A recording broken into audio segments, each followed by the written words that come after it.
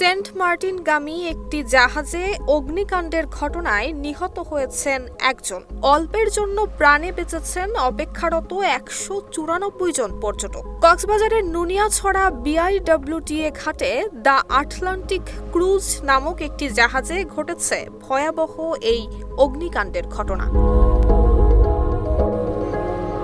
২৭ December সকাল ৭টার দিকে যাত্রী পরিবহনের জন্য ঘাটে নোঙর করার সময় জাহাজটিতে হঠাৎই আগুন লেগে যায়। অগ্নিকাণ্ডের সময় জাহাজেরই একটি কক্ষে ঘুমন্ত ছিলেন কর্মচারী নূর কামাল। আর মনোবল হতে হয় স্পাদ্রির। জেরুসালেম ২৫ বছরের পথ চলায় নিরাপদে রাখার প্রত্যয়ে।